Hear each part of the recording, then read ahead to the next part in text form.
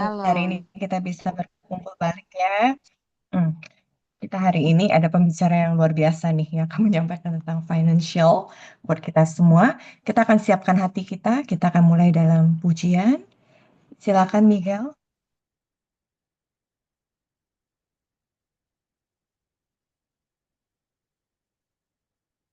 Puji nama Tuhan, Shalom. Selamat malam, rekan-rekan EYBC yang dikasihi Tuhan. Haleluya, ada sukacita, amin.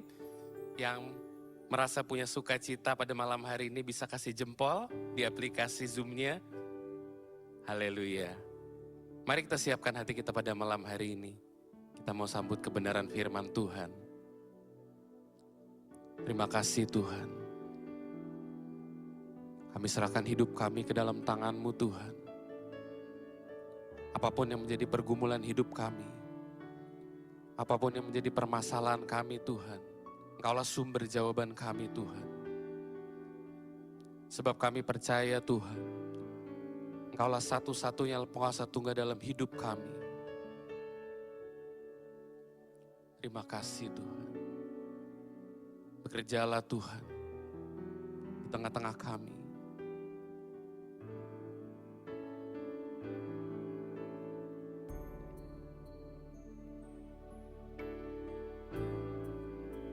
Ku bawa hidupku sekarang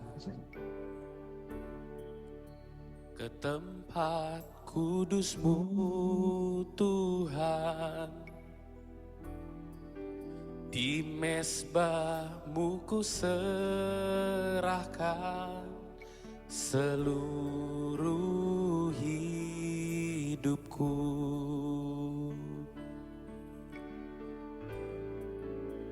Penuhi hatiku sekarang dengan urapan yang baru, agar aku lebih lagi mendengar suara-Mu. Oh, jadikan aku Tuhan rumah doa-Mu, agar semua suku bangsa datang menyembah-Mu, datang menyembah-Mu. Oh, jadikan aku Tuhan rumah doa-Mu, agar semua suku bangsa datang menyembah-Mu. Mari lebih sungguh lagi di hadapan Tuhan, katakan, jadikan aku Tuhan rumah doa-Mu, agar semua suku bangsa datang menyembah-Mu Tuhan, menyembah-Mu Yesus. Jadikan aku Tuhan rumah doa-Mu,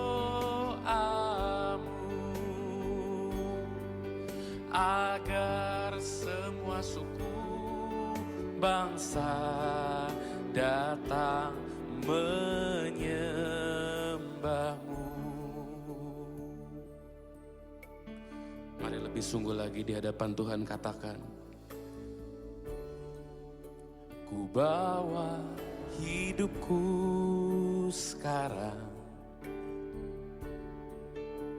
ke tempat kudus-Mu Tuhan. Di mezbah ku serahkan seluruh hidupku. Penuhi kami Tuhan, penuhi hatiku sekarang dengan urapan yang baru, agar aku lebih lagi mendengar suaramu. Oh,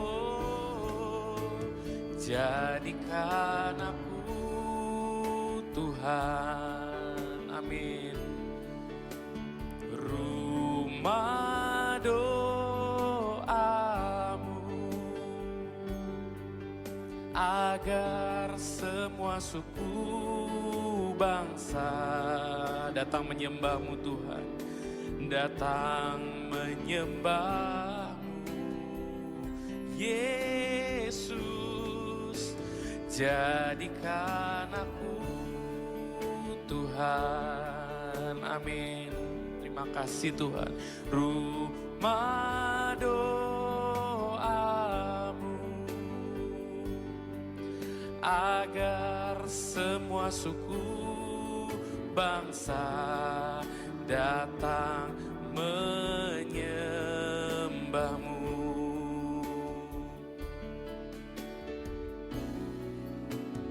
Jadikan aku Tuhan, rumah doamu, agar semua suku bangsa datang menyembahmu Tuhan, datang menyembahmu. Oh, jadikan aku Tuhan, rumah doamu, agar semua suku bangsa datang menyembahmu, agar semua suku bangsa, agar semua suku bangsa datang menyembahmu. Sekali lagi, lebih sungguh lagi katakan, agar semua suku bangsa, agar semua suku bangsa datang menyembahmu.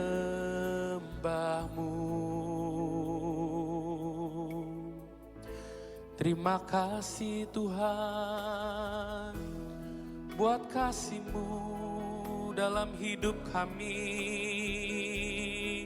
Terima kasih Tuhan. Mari angkat suaramu, mari kita sembah Tuhan. Mari angkat mazmur-Mu pada malam hari ini. Mari angkat ucapan syukur-Mu.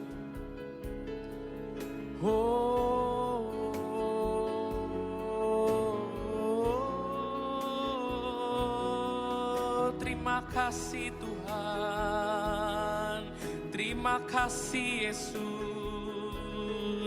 buat kasih setiamu, buat pengorbananmu Tuhan. Haleluya, haleluya, Yesus. Segala pujian, segala syukur kami, Kau yang layak terima segala pujian, segala hormat. Oh,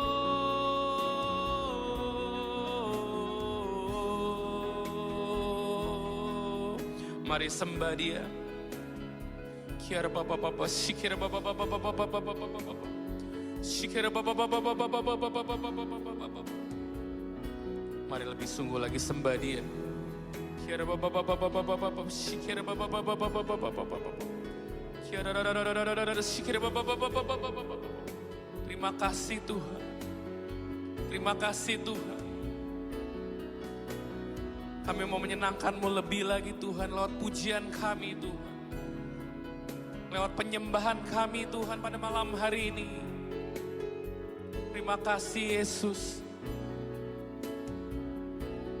Menyenangkan-Mu, senangkan-Mu, hanya itu kerinduanku. Menyenangkan-Mu, senangkan hatimu, hanya itu kerinduanku.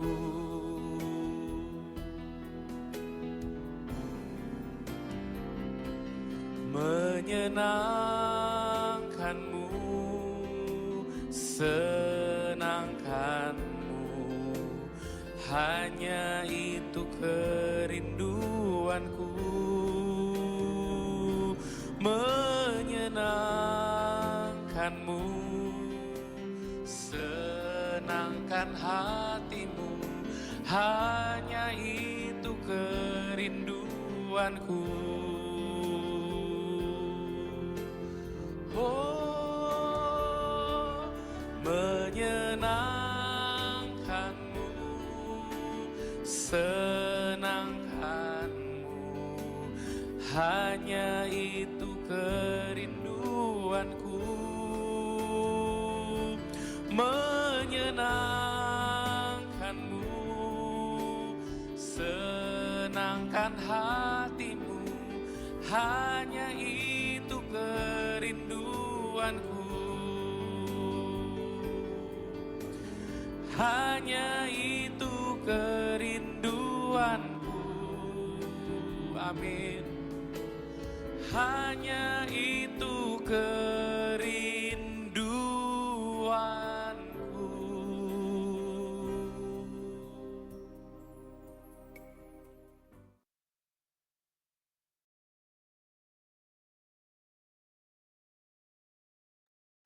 Kepada Kak Juli, kami persilakan.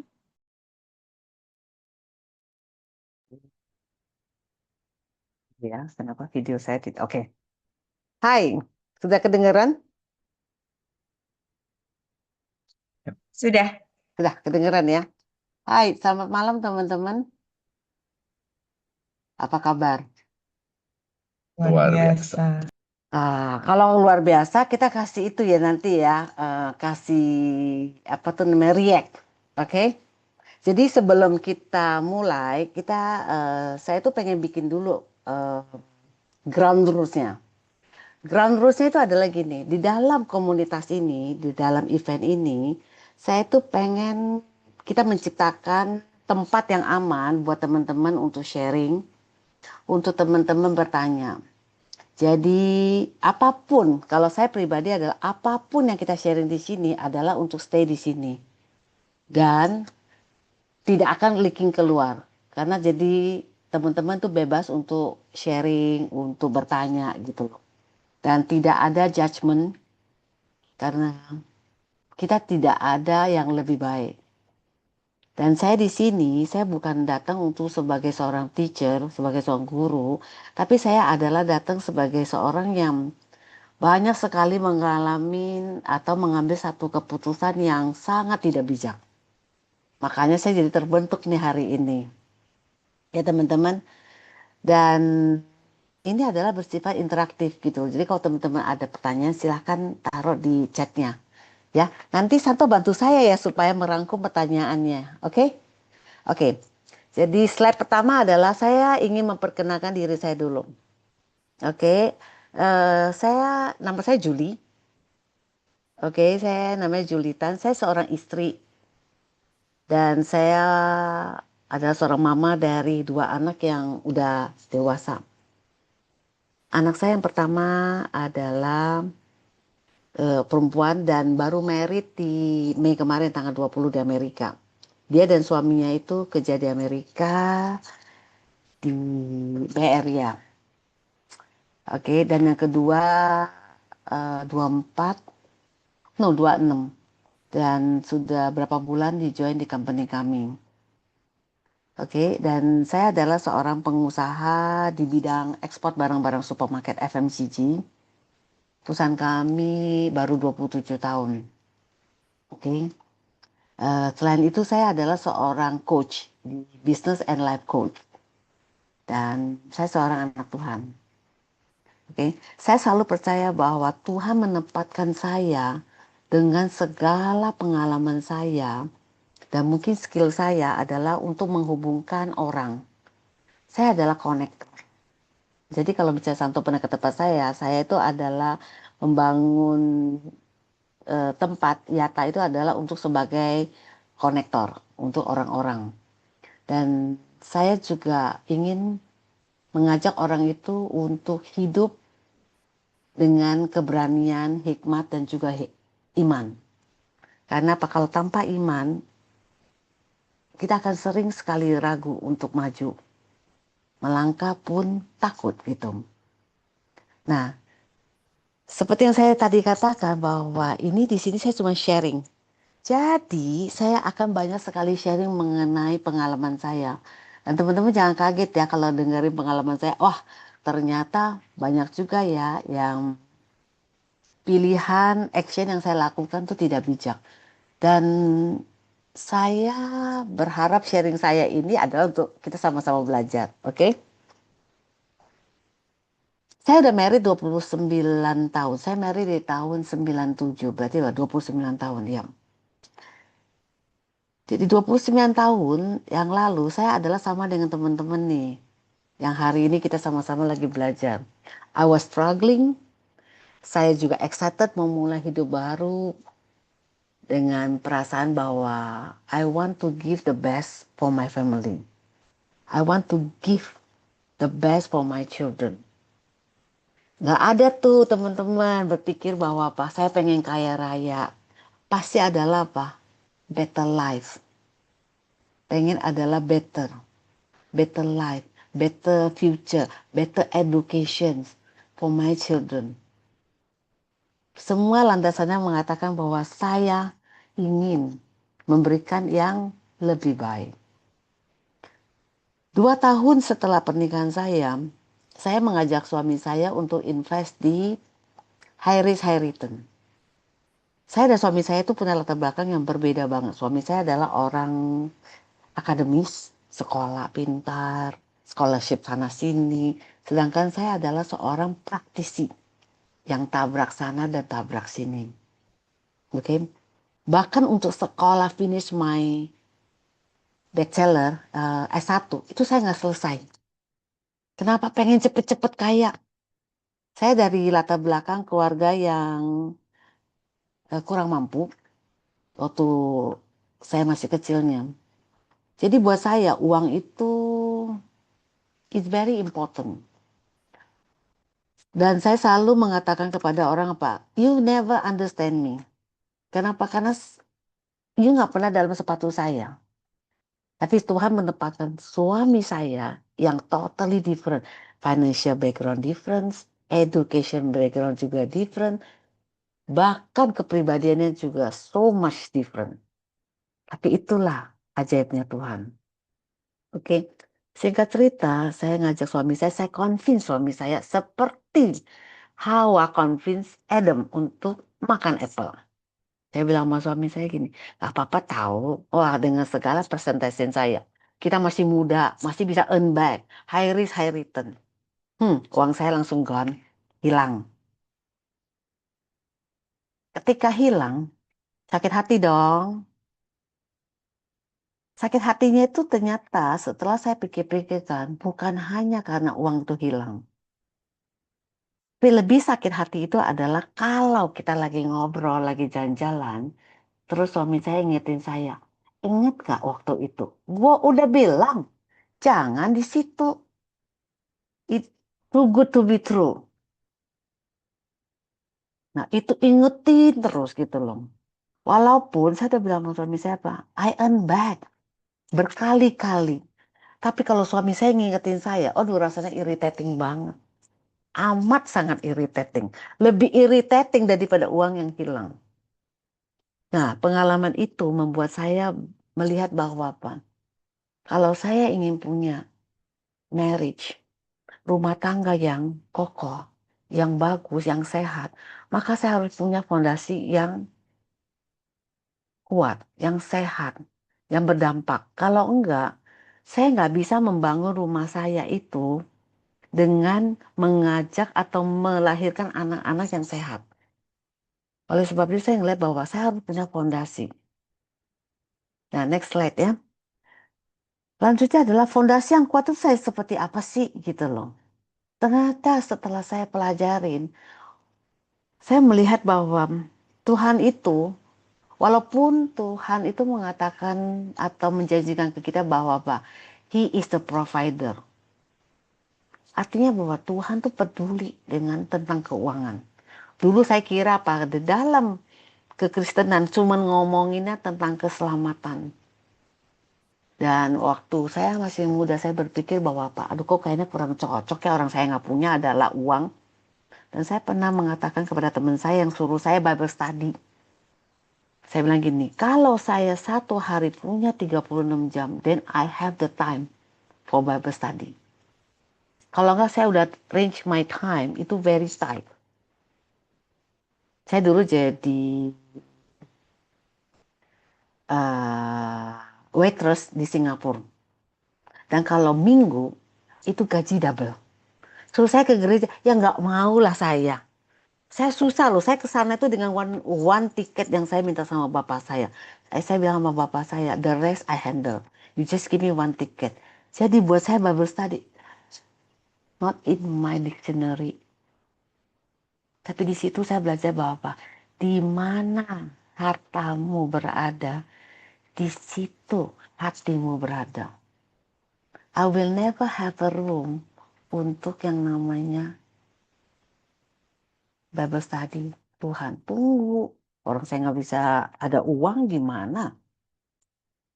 Dan ketika saya melihat bahwa ternyata Tuhan peduli tentang uang. Dan uang adalah mencerminkan bahwa hati dan prioritas kita. Teman-teman pernah nggak ngerasain bahwa teman-teman mengorbankan keluarga, suami, istri, anak untuk apa? Mencari uang. Saya termasuk orang yang begitu. Dan saya selalu memberikan alasan kepada suami saya adalah apa? We are different. Dan saya ingin memberikan better education for our children. Itu yang selalu saya sampaikan kepada suami saya. Tapi saya juga menyadari bahwa saya memilih dia untuk membangun rumah tangga saya. Tapi kalau saya berjalan sendiri, suami saya berjalan sendiri, maka rumah tangga saya, perkawinan saya tidak akan kokoh.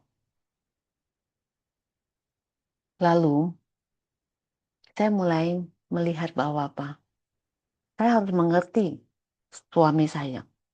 Suami saya tidak akan pernah mengerti saya karena dia nggak pernah dalam sepatu saya. Tapi kalau saya mengharapkan suami saya mengerti saya dulu, baru saya mengerti. Nggak bakalan terjadi. Saya mulai dulu aja. Jadi saya bilang sama suami saya gini, gini ya. Walaupun saya tidak pernah punya privilege yang kamu punya. Demikian juga bahwa Anda tidak pernah dalam sepatu saya. Maka saya belajar dulu deh bahwa suatu saat nanti Tuhan akan memberikan saya privilege itu. Makanya saya mulai dulu mengajak suami saya untuk sharing. Sebetulnya latar belakang kita itu apa sih? How we see money. Cara saya melihat uang dan suami saya melihat uang itu berbeda. Jadi kita akhirnya kompromi bahwa okay, this is the formula that we want to apply in our family. Setiap ketakutan saya adalah kejujuran saya untuk saya sharingkan kepada suami saya. Bahwa gini loh, saya punya ketakutannya. Suami saya tidak punya ketakutan itu karena dia punya banyak gitu loh. Sedangkan saya ngeliat bahwa besok saya nggak tahu apa yang akan terjadi gitu. Jadi setiap ketakutan saya sharing kepada suami saya. Walaupun saya tahu bahwa suami saya mungkin nggak bisa memahami 100% ya, tapi dia berusaha. Dan kejujuran adalah awal dari kita membangun satu kesatuan. Kalau tanpa kejujuran, saya melihat bahwa apa? Kita tidak akan pernah bisa punya sudut pandang yang lain.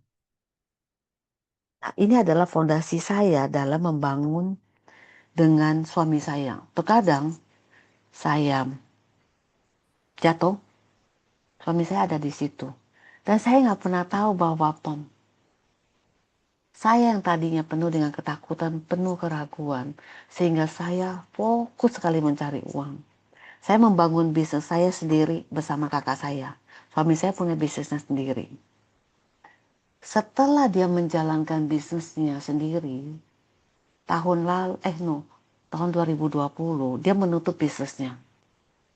Itu sesuatu yang sangat painful buat suami saya. Dia yang sekolahnya lebih tinggi, dia yang planningnya lebih baik, saya yang hantam promo. Bahkan dia di tahun 2020 COVID, dia menutup bisnisnya sendiri. Dan saya mengajak dia untuk join di bisnis saya. Buat para suami, itu sesuatu yang pukulan yang sangat berat. Tapi saya tahu bahwa Pak suami saya swallow dia punya pride. Kenapa? Karena kita mempunyai kejujuran awal, di awal-awal pernikahan kami. Bahwa kami ingin kejujuran, ketakutan, ketidakberdayaan kami menjadi fondasi kami dalam membangun rumah tangga. Jadi kita udah mulai agak shifting nih. Uang bukan segala-galanya lagi nih. Udah kita mulai melihat bahwa kejujuran. Kejujuran takut akan ketidakpunyaan uang. Ya teman-teman. Oke, next slide-nya. Nah setelah kita membangun fondasi, gak akan utuh ya. Gak akan langsung kuat ya. Tertatih-tatih. Tapi kami terus membangun. Sampai hari ini kami masih membangun fondasi itu. Ya, tapi tentunya fondasi yang awal pernikahan dengan fondasi yang saat ini itu udah agak berbeda nih. Mungkin kita udah di dalam story yang kesekian. Ya. Jadi ketika fondasi itu dibangun, baru kita bisa melihat bahwa apa realita kehidupan. Sebelumnya saya kan udah sampaikan bahwa ketika awal pernikahan kita dan kita selalu berkata sama diri kita, I want to have a better life for my family. Jarang sekali saya mendengar orang mengatakan bahwa saya pengen kaya raya. Tapi yang ada adalah saya pengen keluarga saya lebih baik. Pengalaman saya adalah gini. Saya aja mempunyai rumah. Pertama itu susah gitu loh. Dan waktu itu kan ada gengsi juga dong. Nggak mau kalau ada orang tua yang beliin kita gitu loh. Jadi mau nggak mau kita harus utang. Cicil istilahnya saat ini ya. Yang kita tahu bahwa adalah cicil. Jadi utang itu boleh apa nggak boleh? Saya pribadi saya mengatakan bahwa bagikan dulu nih two types of the utang.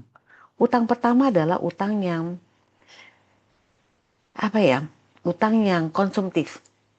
Untuk barang branded, tas branded, untuk jam mahal, untuk makan di fancy restoran. Ya. Lalu yang kedua adalah utang yang produktif. Utang adalah yang produktif buat saya adalah seperti apa? Oke, saya hitung gaji saya, gaji suami saya. Lalu kita lihat, oke pengeluaran kita berapa. Oke, ini ada sisa uangnya. Kita harus memulai dengan membeli rumah. Karena is a shelter for us gitu loh. Kan nggak bisa sewa melulu. Nanti kita nggak punya apa-apa. The same amount of money yang kita bisa pakai untuk sewa, lebih baik saya pakai untuk cicil. Ya. Jadi saya membedakan itu dua, yaitu utang produktif dan utang konsumtif. Oke, jadi ketika kita punya utang produktif, saya juga kasih suaminya, ini komitmen kita bersama ya. Jadi kita harus sacrifice ini bersama. Yaitu apa? Mana yang tidak perlu kita belanjakan, maka kita tidak akan belanja. Saya ingat di awal-awal tahun kawinan saya, zaman dulu kan nggak ada apa ya, nggak ada OVO, nggak ada apa kan. Amplop, amplop, terima uang aja gaji itu pakai amplop. Jadi saya punya uang, suami saya punya uang, oke. Yang langsung nomor satu adalah saya transfer dulu ke tabungan. Insurance buat saya itu penting, oke. Terus gaji suster, amplop, listrik. Zaman dulu kan listrik kan bayarnya bulanan ya, nggak kayak sekarang token. Terus eh, mesti pergi ke supermarket untuk belanja yang lainnya. Jadi saya punya amplop banyak banget. Jadi setiap datang itu uangnya udah disediakan di amplop. Nah, jadi itu menjadi pegangan kami. Dan saya tidak suka utang. Saya tidak suka utang yang kartu kredit saya juga nggak suka. Kenapa? Buat saya, utang itu adalah menjadi slave buat si peminjam. Saya melihat orang yang dikejar oleh tukang tagih di depan mata saya sendiri. Oleh sebab itu saya agak tidak suka dengan utang, kecuali utang yang produktif. Utang untuk usaha saya, utang untuk uh, beli rumah atau properti. Saya bahkan tidak suka loh utang untuk membeli mobil, karena saya tidak suka ganti-ganti mobil. Selama saya bisa pakai, saya akan tetap pakai itu. Yang kedua adalah kita harus punya tabungan. Orang yang bijak menyimpan persediaan, orang bodoh menghabiskannya. Jadi, kenapa kita perlu ada tabungan? Karena kita nggak pernah tahu hidup itu mau kasih kita seperti apa. Banyak hal yang kita udah planning, terus tiba-tiba kejadian.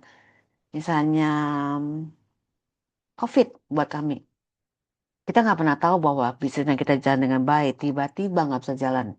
Kenapa? Karena COVID. Nggak ada yang keluar. Dan suami saya bisnisnya tuh di otomotif, ban mobil. Nah, siapa yang keluar rumah waktu COVID? Sementara kami harus membayar utangan kepada bank bunga. Membuat kami itu apa? Akhirnya harus menutup salah satu bisnis kami. Jadi pentingnya harus mempunyai cadangan emergency fund. Dan kalau waktu saya masih muda, saya mencadangkan itu adalah, saya agak ekstrim sih ya. Saya mencadangkan itu 20 bulan loh. Untuk saya, agar saya bisa hidup tidak susah gitu loh. Dan saya melihat bahwa selama 20 bulan, saya yakin saya bisa mendapatkan pekerjaan lagi. Jadi saya menyediakan emergency fund itu 20 bulan. Karena saya takut kalau ada apa-apa, saya sulit untuk survive. Apalagi saya punya anak. Jadi pengalaman saya adalah waktu di 98 kerusuhannya. Jadi teman-teman yang masih muda mungkin nggak pernah tahu bahwa 98 itu ada kerusuhan, ada krisis moneter, membuat banyak terjadi PHK. Dan kalaupun tidak PHK, itu gaji kita dipotong tuh. Karena perusahaan perlu untuk survive. Jadi itu membuat saya punya trauma sendiri. Jadi saya sangat hati-hati dengan yang namanya emergency fund. Nah, karena kita mempunyai landasan bahwa ingin memberikan yang lebih baik atau yang terbaik, maka kita itu harus punya goal. Goal itulah membuat saya itu adalah, saya jadinya, saya tahu kemana saya mau pergi. I need to know where am I. Saya harus tahu nih, saya sekarang ini ada di mana. Kondisi saya seperti apa. Saya kerja di sini, saya umur berapa, saya punya keluarga berapa, pengeluaran saya berapa. Lalu next goal saya mau berapa, 5 tahun lagi saya mau jadi apa. 5 tahun lagi saya pengen kirim anak saya sekolah di mana. Itu membuat saya apa, saya harus punya goal. Dan goal saya itu saya biasa saya tulis. 5 tahun dari sekian, saya mau kemana? Sehingga itu menjadi acuan saya, kompas saya untuk pergi. Dan biasanya waktu saya masih dari one check to another check, artinya apa, dari satu amplop dan saya terima, saya bagi-bagi menjadi amplop kecil-kecil untuk saya bagi-bagikan, bisa ke pembantu, ke suster, ke beli bensin, beli dan lain-lain. Saya tulis goal saya itu dan saya doakan ke Tuhan. Tuhan, doa saya 5 tahun lagi saya harus kirim anak saya ke SD mana misalnya, atau SMP mana. Kadang-kadang saya itu hitung juga loh inflasinya. Sampai suami saya bilang saya itu psycho. Tapi karena saya nggak mau lagi susah, oke? Jadi saya perlu menulis. Jadi saya nggak mau kalau saya nggak nulis nanti saya tidur saya lupa, oke?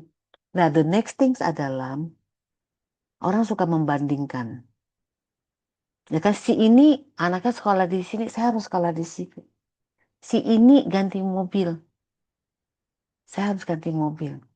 Dulu waktu zaman saya masih kecil, kita nggak ada internet. Jadi kita membandingkan apa? Saya dengan cici saya dengan adik saya. Kenapa cuma bisa yang dibandingkan? Terus udah agak maju dikit, kita mulai membandingkan dengan tetangga sebelah. Oh, tetangga saya udah apa? Kok dia udah bisa begini? Kok saya enggak? Nah kan, saat ini teman-teman lihat internet. Kita bukan hanya membandingkan kita dengan sibling kita dengan tetangga kita. Tapi kita membandingkan orang-orang yang mungkin yang ada di South Africa, yang latar belakangnya berbeda. Coba teman-teman kasih saya itu dong, react dong. Kalau sengaja maupun tidak sengaja nih, kita membandingkan. Kok ini enak sih jalan-jalan melulu? Pernah nggak kita lakukan itu? Coba dong kasih saya ini dong react biar saya nggak bosen. Atau saya nggak tahu teman-teman lagi ngikutin apa enggak. Oh, Pauline ketawa. Benar ya Pauline, benar ya membandingkan ya. Saya juga. Saya juga membandingkan. Dulunya begitu. Tapi apa? Kalau di bahasa Chinese itu adalah katanya 人比人气死人. Jadi orang membandingkan orang membuat kita tuh kesel. Jadi hindarin deh kita yang namanya membanding-bandingkan. Nah, the nextnya adalah realita hidup ini yang seperti yang saya katakan tadi itu, bahwa kita semua pernah melakukan kesalahan. Tapi berhentilah untuk mengingat-ingat kesalahannya. Termasuk mengingat kesalahan kita. Karena Tuhan tidak pernah mengkondem. Kondem itu bahasa Indonesia apa ya? Menghakimi ya. Diri kita terus-terusan. Mengkondem. Jadi ya kita salah, ya udah salah. How can I make it better in the future? Jadi bukan untuk menghakimi diri sendiri, menghukum diri sendiri. Kita semua pernah melakukan kesalahan. Karena saya belum pernah melihat bahwa orang yang bisa maju akibat dihakimi melulu. Diinget-ingetin kesalahannya. Kenapa? Diri kita yang salah, kita sendiri udah menghukum diri kita kok. Jadi menurut saya tidak akan mengingat-ingat kesalahan atau tindakan yang kurang bijak yang dilakukan oleh pasangan saya. Tapi saya cenderung adalah untuk kenapa ya pasangan saya melakukan hal ini? Dan saya bertanya, kadang-kadang kita argue juga sih, namanya husband and wife ya. Dulu kita berargunya banyak, tapi lebih seiring dengan perkawinan kita kan udah lebih tua juga ya. Saya pikir gini, saya berdoa sama Tuhan, Tuhan gini ya Tuhan, kalau saya yang kurang bijak, please tell me. Tapi kalau suami saya yang kurang bijak, please tell him. Udah saya mau bobok. The end of everything. Karena saya tidak punya expertise untuk melihat bahwa I'm better than him. Kalau saya dalam posisi dia, saya akan mengambil keputusan yang lebih bijak daripada dia. Jadi Tuhan, kita ada yang namanya agree to disagree. Kadang-kadang kita pengen beli sesuatu, suami saya bilang enggak, saya bilang iya, atau sebaliknya. Saya bilang oke, oke, oke, oke, oke, oke, oke. Kalau membeli sesuatu dan kita argue, artinya apa? Kayaknya em, ini sesuatu yang tidak diizinkan oleh Tuhan. Karena ketika kita membeli sesuatu investment atau ingin kehidupan yang lebih baik, harusnya disertai oleh ke apa ya rasa peace itu apa ya damai. Karena Tuhan adalah He is the Prince of Peace. Jadi kalau ada terjadi kedamaian ketika kita memutuskan sesuatu, maka kita akan beli. Tapi kalau kita ada argumen, saya bilang sama suami saya gini, kita pause dulu. Besok aja kita diskusinya. Oke, next slide. Setelah kita melihat ke tentang realita ini, oke, maka kita akan bisa melihat bahwa sebenarnya Tuhan itu tujuan daripada Tuhan peduli tentang keuangan itu apa sih? Tuhan peduli dengan keuangan kita. Nah, ketika kita menjalankan fondasi, kita melihat realita hidup, baru saya bisa menyadari bahwa, oh, ternyata Tuhan peduli tentang keuangan adalah supaya saya itu punya kebebasan finansial. Tapi buat saya, kebebasan finansial itu cuman adalah sebagai alat yang Tuhan ingin saya punya supaya saya bisa berbagi, bisa melakukan atau melayani Tuhan. Kalau saya secara finansial saya belum bebas, artinya saya masih one check after another check, saya mana ada waktu untuk kepada Tuhan gitu loh. Saya mana bisa untuk, saya pengen, contohnya saya pengen ke Hillsong gitu loh. Saya merasa bahwa I need to be feel. Saya ingin adalah merasakan experience di dalam conference Hillsong. Lah, kalau saya aja uh, masih one check after another check, maka saya nggak bisa menikmati hadirat Tuhan itu dengan segitu bebasnya. Nah, jadi buat saya adalah kebebasan finansial itu adalah bukan is the ends of everything. Oke, jadi saya bisa berlibur dengan enak. Of course, Tuhan mau kita juga berlibur buat saya. Tapi lebih adalah Tuhan ingin supaya saya itu bisa melayani atau saya bisa lebih menjangkau kepada orang lain. Makanya waktu 15 tahun setelah saya menjalankan bisnis saya, di tahun 2016 saya waktu ke Amerika ngantar anak saya sekolah, saya ngambil sekolah coaching karena saya ingin menjadi coach. Dan saat itu memang mahal sekali. Saya belajarnya kan di Amerika ya, mahal sekali gitu. Tapi saya tahu bahwa dengan saya belajar ini akan banyak sekali orang-orang yang saya bisa ajak ngomong dan mudah-mudahan mereka itu bisa terbantukan. Dan Tuhan itu nggak pernah salah loh. Di 2016 saya sekolah coach. Saya belajar coaching dan saya mulai mempraktekannya di 2017. Dan saya ke company-company untuk coachingin business coach. Di 2018 saya udah nggak mau kerjain untuk di business coach dulu. Saya mau beresin company saya. Saya pengen adalah company saya ini menjadi role model atau bagaimana saya bisa mengcoach orang, baru saya akan bisa coach kepada orang lain di 2018. Dan di 2020 COVID datang ya teman-teman. Teman-teman pasti tahu bahwa di 2020 itu challenging-nya banyak banget.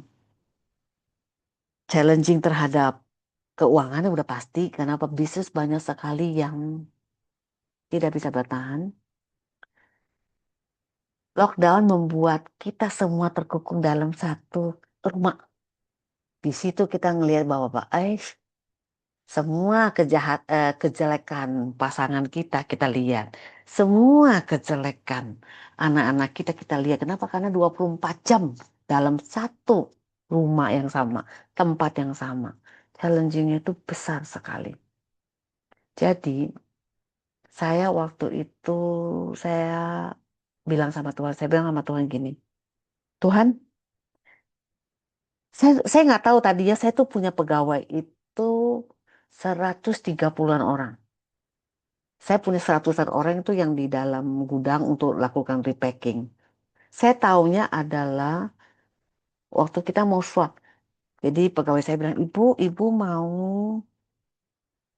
yang di tengah, di belakang, atau paling terakhir untuk swapnya. Saya bilang, Tuhan, ternyata saya punya segini banyak. 100-an orang itu karena bukan di bawah saya, di bawah kakak saya. Karena kan saya lebih banyak keluar, dia di dalam. Jadi saya nggak gitu lihat. Tapi saya tahu banyak, tapi saya nggak tahu berapa. Saya bawa itu, saya bilang, Tuhan, saya punya 100-an orang. Oke. Kalau satu orang itu di dalam hidupnya, di dalam keluarganya 4 orang. Ibu, bapak, anak 2 lah. 400-an nih Tuhan, mulut yang harus saya kasih makan. Bagaimana ya? Saya kelilingin itu warehouse saya. Bu Tuhan, bagaimana ya, bagaimana ya, bagaimana ya. Aduh, gimana? Tapi akhirnya Tuhan itu buka jalan satu-satu nih buat kami. Ketika kami usahanya bisa jalan, saya komit sama diri saya bahwa apa? Saya tidak menerima bayar untuk coaching life and business. Jadi saya dari 2020 sampai 2022 saya melakukannya untuk free. Itu adalah wujud saya untuk payback. Karena Tuhan sudah banyak sekali menolong saya di 2020. Saya nggak usah catin pegawai, saya bakal bisa bagi bonus. Bisnis kami all time high dari tahun 99 sampai 2020. Makanya saya banyak coaching kepada orang. Dan di situ saya melihat bahwa Tuhan mempersiapkan jalan saya itu sedemikian. Nah, ketika saya punya kebebasan finansial itu, maka saya bisa apa? Saya bisa coaching orang tanpa saya harus mikirin kantong saya di mana, pegawai saya makan apa.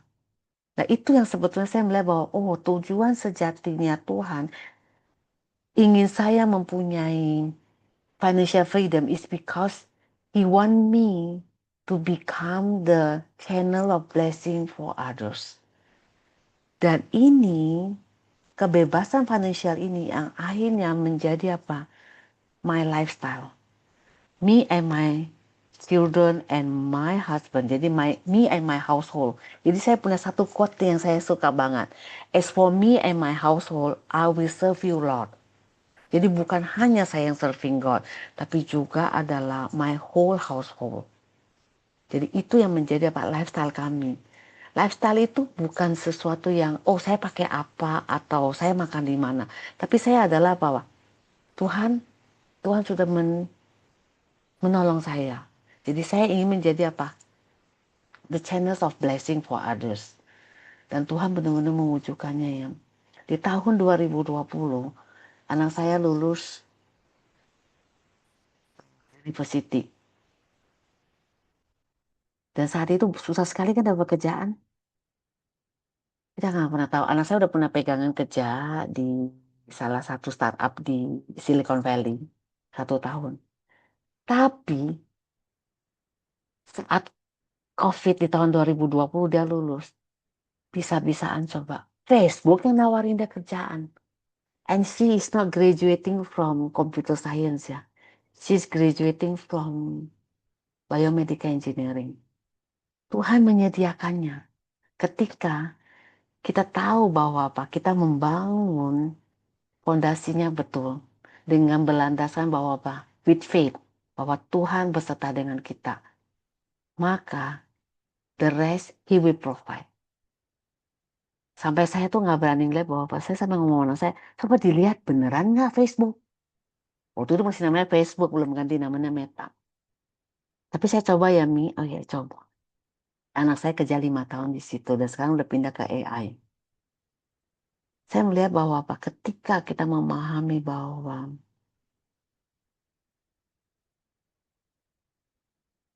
tujuan daripada Tuhan ingin kita mempunyai kebebasan finansial dan kita membangunnya dengan fondasi di atas iman kita kepada Tuhan, maka the rest He will provide. Ada orang bertanya sama saya gini, atau anak saya bertanya sama saya gini nih, gimana ya Mi bisa punya kebebasan financial? Saya bilang sama anak saya, teman-teman yang saya share ya, apa yang saya katakan kepada anak saya, dan saya punya beberapa anak angkat juga sih gitu. Saya bilang gini nih, lo gak usah pusing mau jadi orang kaya. Ya kan, ketika you are ready, Tuhan akan datang. Sama seperti apa? Ketika Abraham kan disuruh kan mengorbankan siapa tuh Ishak. Ya kan dia harus membawa Ishak itu untuk dikorbankan kan. Saya jadi Abraham ya karena I'm a mother ya. Saya nggak bisa bayangkan loh. Tapi ya saya harus punya iman. That's why ketika kita ready, kita iman kita diuji dan kita melewati ujian itu, God will provide. Maka saya mengajak kepada teman-teman bahwa apa? Kita semua pengen kaya. Kita semua pengen hidup yang lebih enak. Tapi jadilah orang yang memang Tuhan bisa percayakan. Karena uang itu, kalau kita nggak sanggup untuk menghandlenya, kita tidak bisa menjadi hamba yang setia untuk menghandle uang yang Tuhan titipkan. Maka itu akan menjadi disaster buat kita. Banyak sekali orang yang justru diuji ketika berkelimpahan. Teman-teman di sini banyak kan udah married apa belum ya? Santo ini lebih banyak yang udah married apa belum nih? Sudah. Sudah. Oke, saya share-nya lebih dalam lagi ya. Oke. Ini filosofi saya dan keluarga saya, tapi saya share dengan teman-teman. Saya punya satu filosofi adalah begini. Wanita diuji ketika rumah tangga tidak punya uang. Laki-laki diuji ketika keuangannya berkelimpahan. Masih sayang nggak sama istri dan anak? Wanita diuji ketika apa? Ketika rumahnya nggak punya uang. Masihkah kita setia dengan apa? Dengan pasangan kita yang mungkin tidak sanggup memberikan kita standar living yang seperti yang kita inginkan. Maka teman-teman, hati-hati dengan apa? Pengen kaya. Kita sanggup nggak menjadi hamba yang setia? Menjadi orang yang Tuhan katakan bahwa gini, you are a faithful servant. Karena jangan sampai kita nggak bisa lewat nih ujian itu.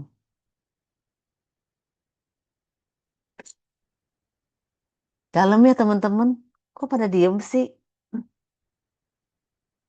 teman-teman, ada pertanyaan nggak sampai di sini nih? Atau mau lanjut? Ada Kita Ci, lanjut ya. saya Ada, ada kirim ke saya ada. ada kirim ke WA.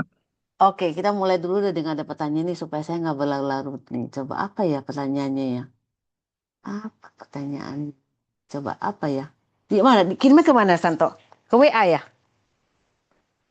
Kirim ke WA. Iya, Ke WA. ke WA Ci Juli. Oke.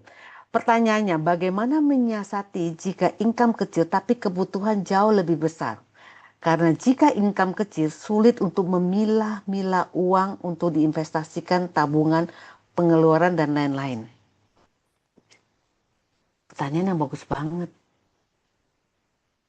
Kalau saya, tipsnya itu adalah begini loh. Kalau income kecil, ya tabungannya juga kecil. Tapi kita apa? Harus sistematis dan konsisten. Kalau tabungan kita kalau income kita 1 juta, ya tabungan 10.000 nggak apa-apa. Dan kita nggak pernah sadar bahwa the power of accumulating. The power of accumulating. Kita setiap saat kita tabung dengan sejumlah begitu, akumulatifnya besar sekali. Dan teman-teman tahu nggak sih tentang instrumen keuangan? Teman-teman harus belajar juga gitu loh. Karena apa? Karena inflasi juga tinggi gitu loh. Jadi kalau misalnya dengan adanya tabungan, ya nggak bisa kita tabungannya cuma di tabungan begitu aja. Kita harus mencari instrumen keuangan juga yang bisa membuat ke tabungan kita itu tidak tergerus oleh inflasi, ya kan? Tapi kalau kebutuhan, nah kebutuhan ini menarik nih teman-teman. Menarik nih teman-teman. Kebutuhan yang jauh lebih besar. Saya nggak tahu ya teman-teman, yang disebut dengan jauh lebih besar itu standarnya seperti apa.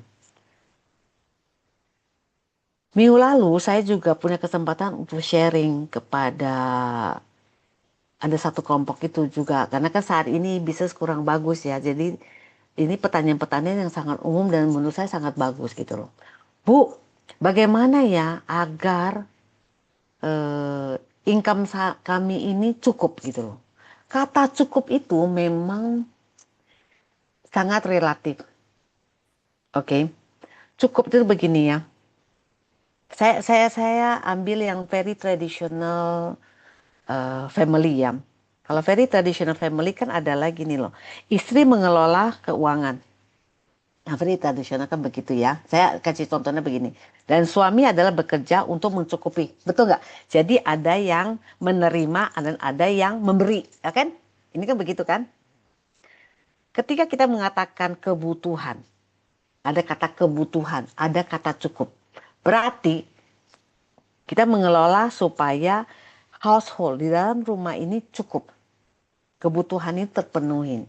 Jadi di situ ada yang namanya standar kehidupan kan? Ya betul ya teman-teman. Nah, jadi si suami yang harus mencukupi atau si istri harus mengelolanya mencukupi. Coba teman-teman saya mau tanya. Yang mana nih yang harus hmm, bisa isi gap ini? Si istri atau si suami? Kebanyakan orang akan mengatakan apa? Dua-duanya dong. Kebanyakan orang akan mengatakan dua-duanya. Tapi hari ini, ya kan, betul. Saya lebih melihat bahwa apa? Istri mengelolanya. Karena kata cukup itu sebetulnya ada di pengelolaan. Siapa sih yang gak kepengen dapat gaji 1 bulan 100 juta? Tapi sekarang keadaan perekonomian mungkin tidak sebagus itu. Jadi kalau saya, karena saya dari kapasitas seorang istri, sayalah yang akan mengelola keuangan saya untuk mencukupinya. Ya, nah saya mau sharing satu hal ya. Waktu di tahun 97, itu kan krisis ekonomi besar sekali ya yang terjadi. Jadi karena saya suka berbicara sama supir, sama orang-orang kantor gitu ya. Orang-orang kantor yang zaman dulu kan operator ya. Dulu mah nggak bisa telepon langsung, telepon operator gitu. Jadi saya suka baik sama operator, sama yang bagian kendaraan, supir. Karena saya perlu keluar, saya pakai mobil kan. Terus out of curiosity saya tanya sama supir saya, supir-supir kantor itu. Ini kan sekarang apa-apa mahal ya Pak. Terus gimana ya mengelolanya? Bapak kan anaknya banyak banget gitu kan. Terus dia bilang sama saya gini, wah saya kagum tuh sama istri saya, kata dia. Saya kagum sama istri saya. Istri saya itu bisa mengelola, oke, makanan kami bertujuh. Dia anak 7, terus dia sama istri, jadi berapa? 7, 8, 9, 9 orang. Kan kita kenyang. Gimana caranya? Istri saya pakai telur di kopiok. Terus jangan lupa kasih garam sama merica supaya enak. Terus kol dicincang yang banyak supaya kita bisa bikin telur dadar dan kita bisa makan satu keluarga. Wah, di situ saya pikir apa? Bijak sekali ya istrinya ya. Dan saya mengatakan dalam hati saya bahwa apa? Ketika saya menjalankan rumah tangga, maka sayalah yang akan mengelolanya sehingga menjadi cukup. Saya percaya bahwa apa? Suami saya akan berjuang untuk apa? Menaikkan standar living kita bersama. Nah, karena saya sayang sama suami saya, makanya saya bilang sama suami saya, Bang, standar hidup keluarga kami, dalam hal ini misalnya gini loh, education anak-anak, saya yang pengen mengirim anak-anak saya ke Amerika, ke Kanada untuk sekolah. Jadi, saya tidak akan menuntut kamu untuk menyediakan itu semua. Tapi saya akan bekerja juga. Sehingga standar keluarga kami untuk education itu bisa ke Amerika sesuai dengan yang saya mau. Tapi in return saya juga harus bekerja. Ya teman-teman, kira-kira teman-teman setuju nggak ya dengan apa yang saya share nih? Bahwa sebetulnya lebih mudah buat seorang istri mencukupkan atau orang yang mengelola untuk mencukupkan. Ya, ada lagi nggak next question? Kira-kira menjawab nggak ya kepada pertanyaan ini? Kalau menjawab kasih aku ini dong react biar aku tahu bahwa eh, teman-teman lagi mendengar nih dan lagi berinteraksi dengan saya. Thank you Stephen, thank you Pauline. Oke, ada lagi ya next question? Ada lagi nggak? Belum, Ci. Lanjut, Belum. Ci. Oke, Mm-mm. lanjut. Kita the next slide. Ada lagi nggak saya? Saya sampai lupa tuh. Oh tuh, Jenny. Next slide-nya ada lagi nggak? Oke. Nah sekarang kita kan udah membangun kan fondasi yang kuat. Kita juga apa tuh namanya menghadapi realita bahwa apa-apa mahal. Uang sekolah juga mahal. Itu realita. Oke, kita ingin hidup yang lebih baik. Oke. Dan selanjutnya kita memahami bahwa tujuan daripada financial freedom. Kita tahu nih sekarang tiga-tiganya. Nah sekarang bagaimana kita ngejalaninnya? Teman kan pasti pengen tahu dong. Nah sekarang gimana ngejalaninnya? Di dalam gereja saya, kita ada satu moto. Yaitu apa? You will never walk this journey alone. More journey of faith, more journey of life, you are never alone. Jadi kita sangat mendukung yang namanya komunitas. Saya ada Women Bible Study yang dimana ya kurang lebih seumur kita. Ya kan? Komunitas ini adalah komunitas yang bagaimana ketika teman kita hmm, down, dia tahu bahwa there is a place for them to rely on. Dia merasa bahwa ada tempat yang aman buat dia untuk curhat. Ada tempat yang dimana bisa menerima dia dengan segala kekurangan dia atau kesalahan yang dia buat. Nah, buat saya dan komunitas saya, sistem atau support system itu sangat penting. Jadi, tolong menanggung beban satu sama lain. Demikian juga dengan Alkitab kan di mana yang dia bilang bahwa wanita yang dewasa sebaiknya itu juga membantu wanita yang masih muda yang mungkin belum melewati banyak pengalaman sehingga dia tidak melihat bahwa why I have this problem. Misalnya kadang-kadang dalam perkawinan juga ada orang yang merasa bahwa kenapa ya saya gagal dalam pernikahan saya. Ya nggak begitu. Banyak sekali orang berantem. Bukan berarti gagal gitu loh. Tapi makanya kita perlu harus ada yang namanya komunitas. Ketika kita punya komunitas, kita punya teman-teman yang mendukung kita. Bukan hanya sebagai support system yang untuk memberikan kita encouragement, tapi juga adalah accountability. Katanya kamu mau hemat, kok ini kamu nggak lakukan. Tapi karena support system atau komunitas ini aman, orang jadi tidak merasa bahwa dia dijudge, tapi dia adalah diajak untuk punya accountability gitu loh. Ya, jadi dan saya melihat bahwa ini komunitas yang bagus loh. Untuk ada yang dengan partisipan 17 dikurangi saya dan Santo, artinya 15. Anda mempunyai komunitas yang luar biasa loh. Ya, jadi saya merasa bahwa ini adalah tempat yang sangat aman buat teman-teman untuk tumbuh. Nah, the nextnya itu komunitas itu juga adalah bagaimana kita itu besi menajamkan besi. Ada teman saya yang karena COVID, dia sampai saat ini masih struggling dengan bisnisnya dia. Awal-awalnya dia banyak sekali eh, alasan yang membuat dia untuk tidak bangkit. Dan kebetulan dia juga seorang pria sih gitu. Jadi kita kebetulan di komunitas kita, saya Bible study dan kita mengajak spouses kita gitu loh. Plus one kita, jadi saya mengajak suami saya, teman saya mengajak suaminya. Jadi ini adalah komunitas, menjadi komunitas husband and wife gitu. Dan akhirnya kita menjadi komunitas cycling supaya sehat gitu kan.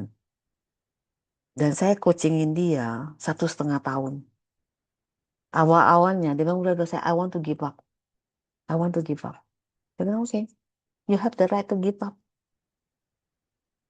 Saya bilang you have the right to give up. Tapi setiap Sabtu begitu kita sepeda, saya tanya lagi sama dia, ngobrol lagi. Tapi saya nggak sanggup.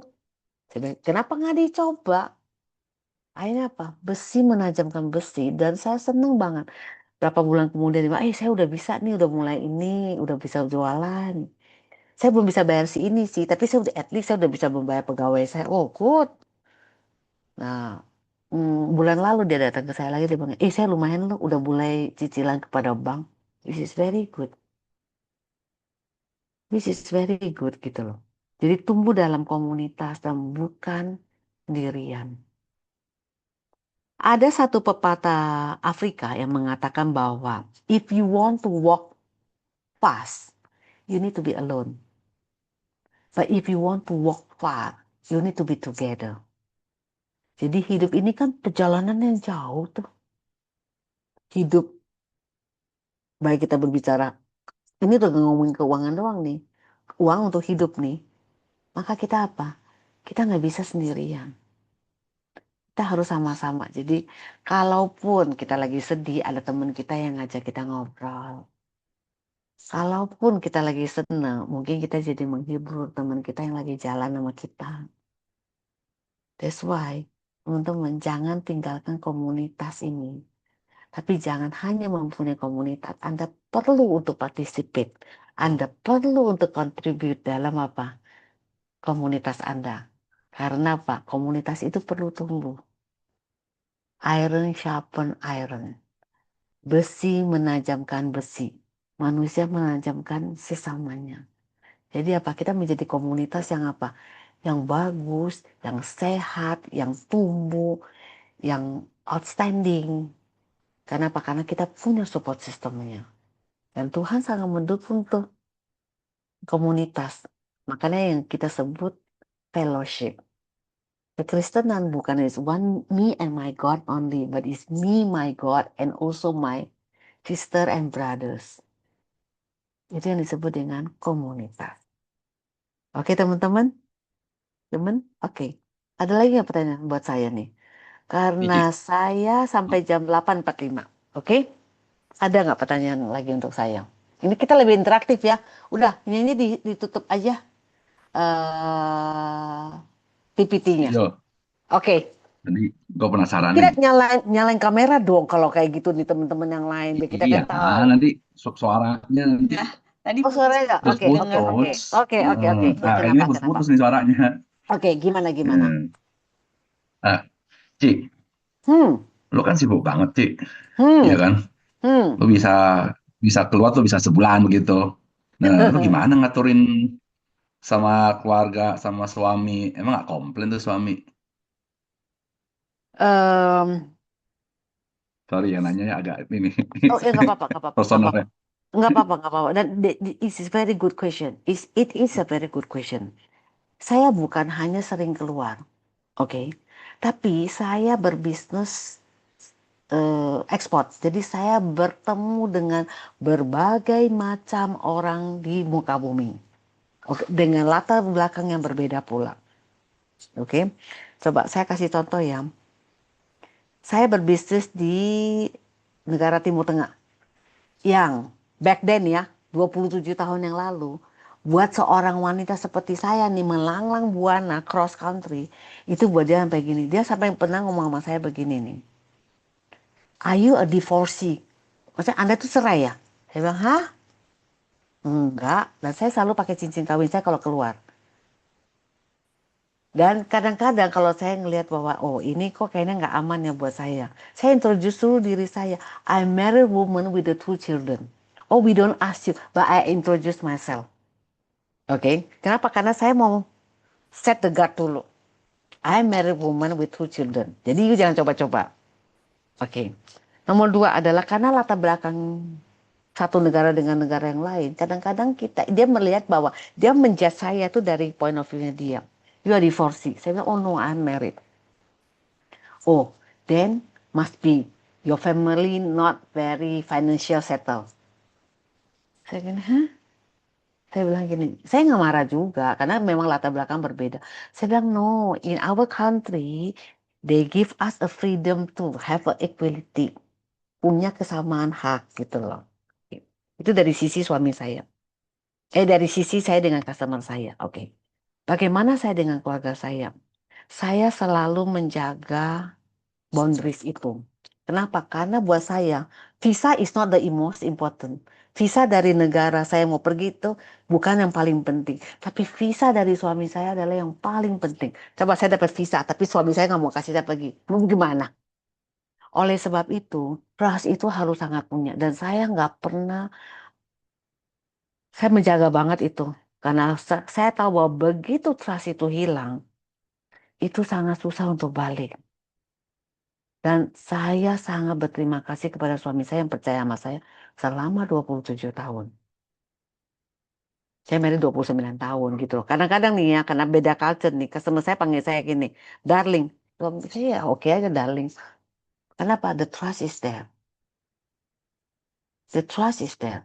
Nomor satu, ketika kita punya trust itu, maka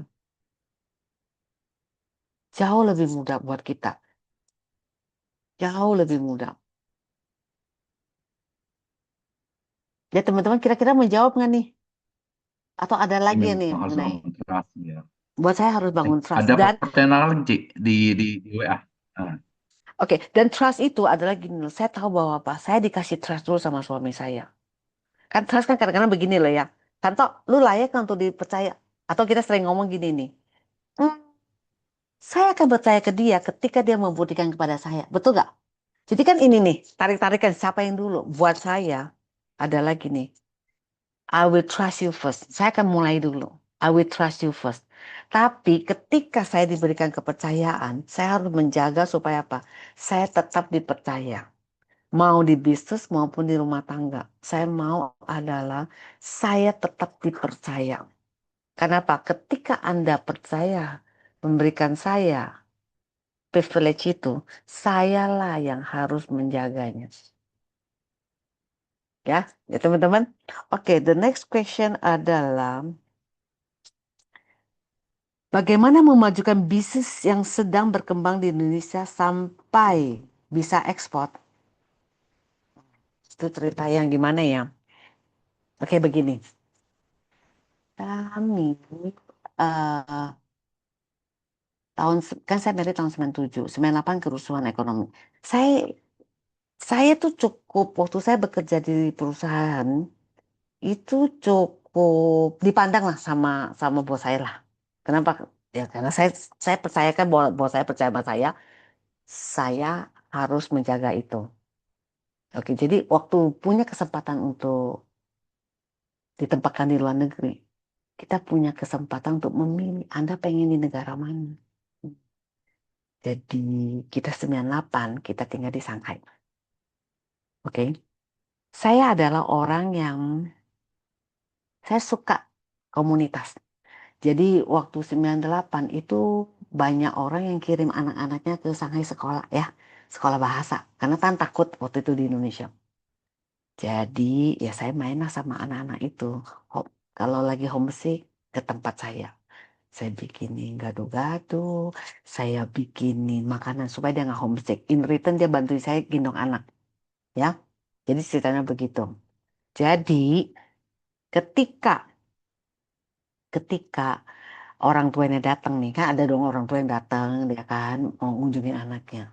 Pasti kan nanya sama saya, Juli, mau nitip apa? Pasti nitip apa? Kecap, bumbu gado-gado, Indomie, begitu dong. Biasa lah, kita kan kangen kan. Hmm. Terus lama-lama saya pikir gini nih, pasti ada dong orang di Indonesia yang di luar negeri yang sama dengan saya, pengen makan kecap, pengen makan gado-gado, pengen apa. Ya udahlah, saya waktu Indonesia udah mulai enak, jadi saya bilang sama suami saya, kita pulang yuk. Kita harus mulai di Indonesia. Kenapa? Karena saya melihat bahwa Pak Indonesia waktu itu ground zero. Murah, ruko cuma 200 juta. Kerusuhan, siapa yang percaya sama Indonesia? Nggak ada. Apa-apa juga murah. Sama murahnya mungkin dengan sekarang-sekarang juga murah sebetulnya. Properti udah turun berapa persen, indeks saham udah turun berapa persen. Oke, saya pulang dengan uang yang kami punya. Lalu saya bilang sama bos saya, I will take unpaid leave for 6 months. 6 bulan saya akan take unpaid leave. Supaya Pak saya mau coba bisnis. Nah, saya pergi tuh ke Hong Kong, ke Taiwan gitu loh. Ngumpul lah sama mbak-mbak. Oke, kamu beli barang Indonesia dari mana? Nanti diajak saya ke sini, sini. Oh, akhirnya saya catet. Pulang, saya mulai mikir bagaimana ya saya mulai ekspor. Itu udah saya mulainya. Kenapa? Business is about meet the need. Kalau ada need, kebutuhan orang Indonesia yang di luar negeri butuh makan, dan saya bisa menyediakan itu, maka terjadilah yang disebut dengan bisnis. Kira-kira menjawab nggak teman-teman? Halo? Ya. Ya itu, that's how I start the business. Saya startnya di tahun 99. 99, saya married 97, 98 saya punya anak, yang ditaruh di Shanghai, 99 saya pulang, saya mau bangun bisnis sampai sekarang. Dengan bisnis yang sama. Dan saat ini, kadang-kadang saya keluar negeri pun saya akan interview sama pembantu-pembantu. Di Korea, di Jepang, lu butuh barang apa lagi? Sampai saya kirim apa? Sajadah, Al-Quran. Sampai saya punya pegawai bilang, ibu-ibu pasti pahalanya besar. Kenapa? Karena ibu kirim Al-Quran. Oh, karena saya mau bisnis. Tapi itu yang dipercayakan. Gitu saya mulainya. Ada lagi nggak pertanyaan untuk saya? Jangan diem aja dong, atau ada yang mau sharing nih, gitu loh. Teman-teman, ada yang mau bertanya, silakan. Ya dong, Ya ada. silakan. Kok diem aja nih. Ayo, jangan malu untuk bertanya.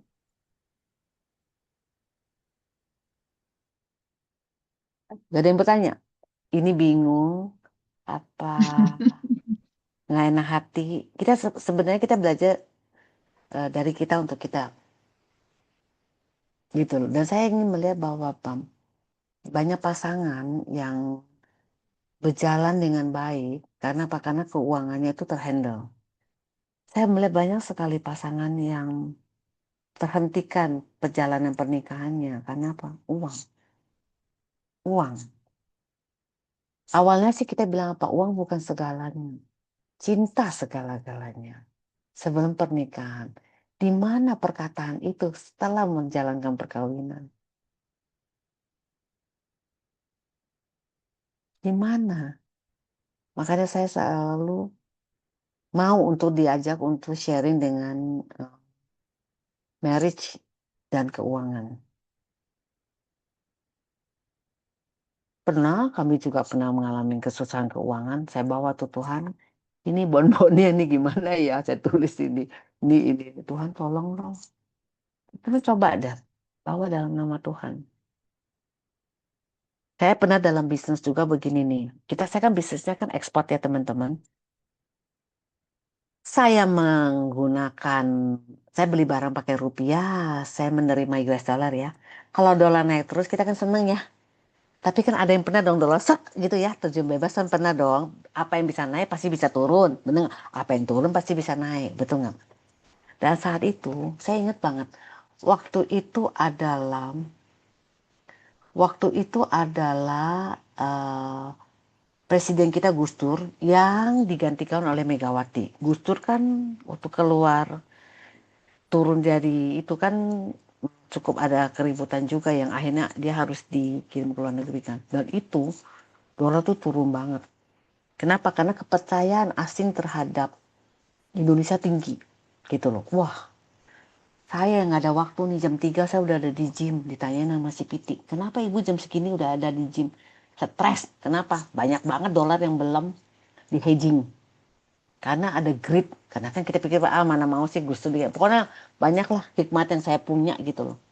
Karena saya nggak hedging. Seminggu kali ya, back then itu, saya rugi mungkin sekitar 700-800an juta tuh. Harus cut loss. Cut loss. Saya bilang, Tuhan bagaimana nih cut loss nih?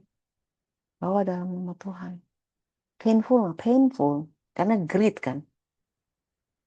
Greed, bisnis itu greed. Tapi saya belajar sekarang ya, saya belajar apa itu, berapa persentage-nya gitu loh. Berapa yang harus saya hedging, berapa yang enggak. Kalau dulu kan apa, all in, biar cepat. From time to time, I still need a wisdom from God. Bukan ada 27 tahun artinya udah lulus ya, belum. Ada lagi nggak? Next questionnya apa? Udah tuh sama forwardnya. Ada lagi nggak pertanyaan yang lain? Ini kita sekarang ini nih, lebih banyak itu nih, sharing. Ada Ci, ada Ci, Apa? Ini ada yang baru, teman-teman ada yang malu baru. nih ya. Teman-teman malu Ada nih. yang baru Ci. Oke, saya nanya. Saya lihat ibu berhasil membesarkan anak-anak menjadi sukses. Boleh nggak kiat-kiatnya? Oke. Di sini rata-rata anaknya masih kecil dong ya. Saya membagi frase saya begini. Ketika anak saya masih kecil, 0 to 5, I'm absolute. Saya nggak berikan kepada anak saya banyak pilihan. Jadi contohnya gini nih. Saya menyediakan makanan. Terus anak saya bilang sama saya gini. Anak saya Darren loh yang paling sering itu kan. Aduh, kalau yang cewek mah nggak baik. Darren tuh, talk back. Mama, I don't like green things. Sayur nggak suka. Saya bilang sama dia gini. Oh, I don't ask you. Tapi saya tegas, tapi saya mengkomunikasinya itu dengan a bit fun gitu loh. Oh, I don't ask you. Oke, okay. You have to eat. Dengan dia makan.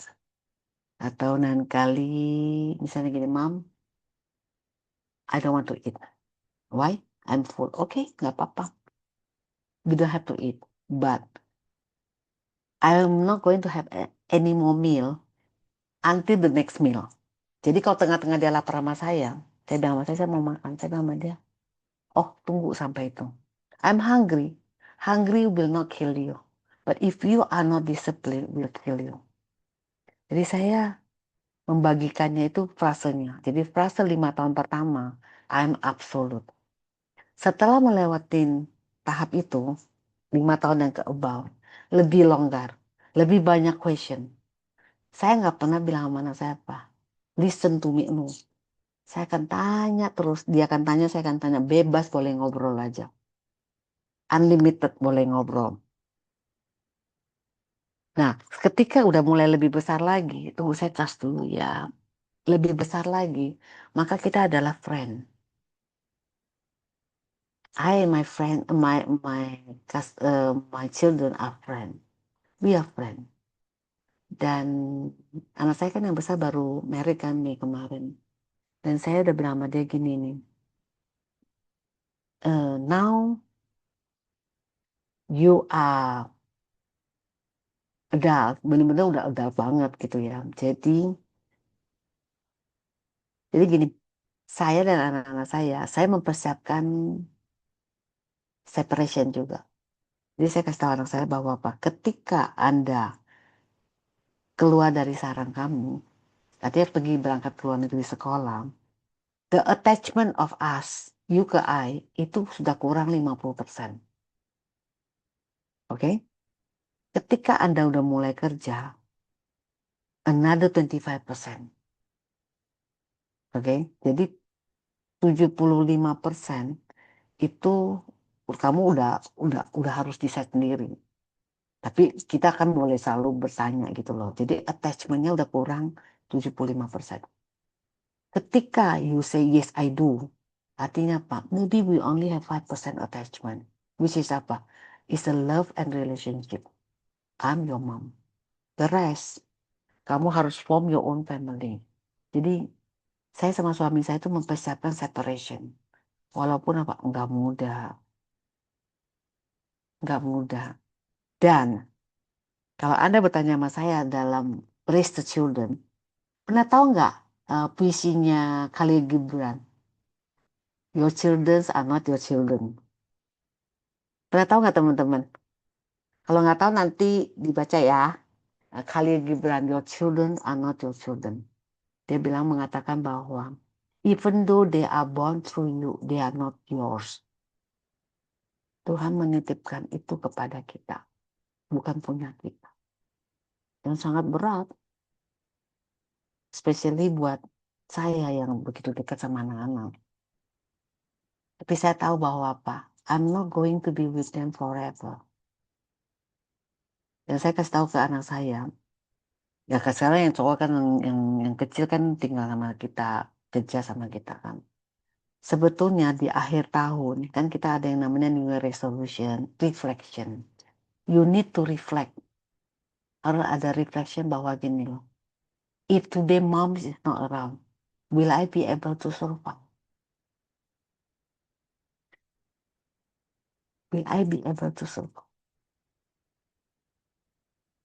Gitu loh. Nah, kepada yang bertanya itu, kira-kira menjawab nggak pertanyaannya? Kita tunggu reactionnya ya. Iya, kita tunggu reactionnya nih. Aduh. Memang nggak umum sih kalau Ci, prepare ini separation. sebenarnya ada pertanyaan, tapi Tapi Oke, thank you banget loh Ci Juli. Ini sebenarnya tuh sama-sama. seru banget, tapi karena kita memang masalah waktu ya. Iya, nggak apa-apa, nggak kita apa-apa. 2 minggu lagi ketemu lagi kan? Heeh, Kita udah banyak ketemu. Dan saya heeh. juga nggak apa-apa kalau misalnya kapan-kapan kita ketemu onsite juga nggak apa-apa. Karena saya percaya bahwa setiap Oke, pengalaman yang kita punya itu adalah Tuhan izinkan saya ngalamin supaya saya bisa sharing kepada orang lain. Jadi orang lain mungkin nggak perlu lewatin seperti saya, nggak perlu, ya kan udah banyak kan. Karena handling parenting, handling keuangan kan sekarang iya, jauh lebih sulit daripada 28 tahun yang lalu. iya. Jauh lebih Ci, sulit, lebih challenging. Ci, nextnya kita ngomongin tentang Business opportunity ya, business Ci opportunity ya. Juli. Soalnya ini ada Bisnis, yang bertanya, tapi oke. pertanyaannya kita keep ya, keep for the next meeting. Maybe tentang business opportunity nih. Ada yang Bagaimana Bisnis, cara bertanya. melihat kebutuhan pasar sehingga produk bisa terjual banyak. Nah, nanti Hmm. nextnya kita belajar selanjutnya. bisnis opportunity. Pada mau bisnis ya? Pada mau bisnis ya? Hmm. Oke, the nextnya, Iya, the next Ya, one-nya kita akan. bisnis. banyak yang bisnis juga, Ci. Oh, di sini juga banyak yang Oke, bisnis ya? Oke, it's iya, good. ada. Ada.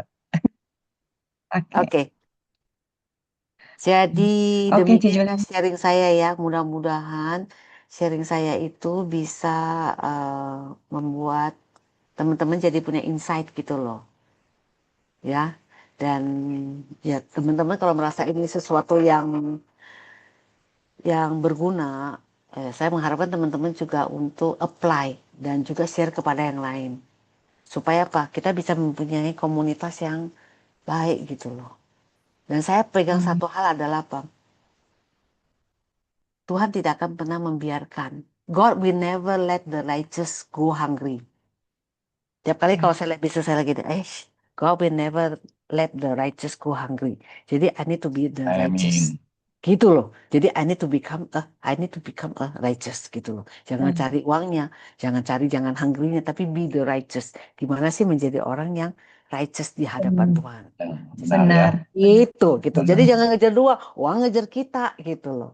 Gimana menjadi uang yang Amin. ngejar kita? Jangan ngejar uang. Amin. Uang Jadi punya 1000 temanya uang ngejar kaki. kita nih, Be, minggu depan. Oh iya dong, minggu depan uang ngejar kita. Bagaimana kita menjadi Bagaimana uang uang dikejar? ngejar kita gitu ya. Nah, bagaimana uang mengejar kita? Jangan kejar uang, capek.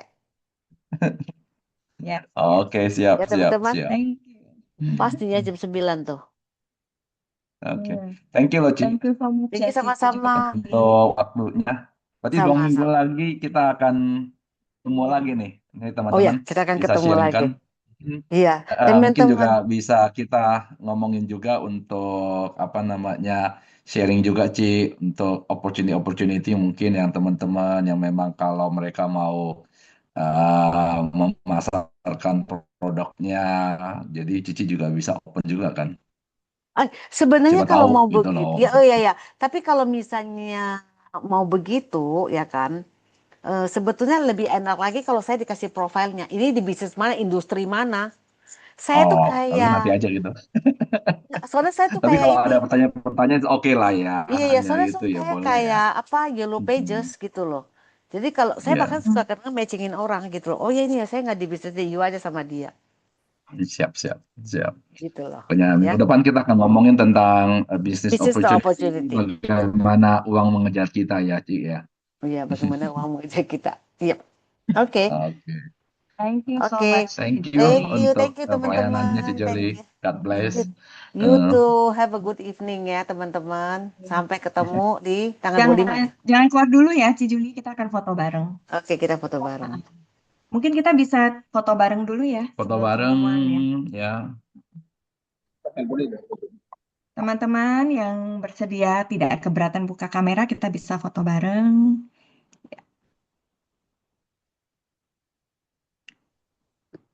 Ya, silakan Miguel.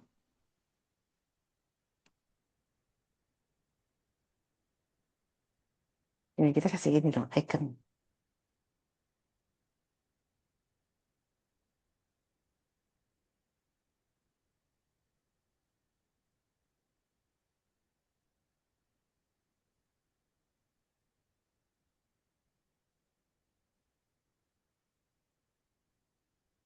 Sudah Miguel? Dah. Ya kayaknya. Dah, Miguel. Oke. Oke deh.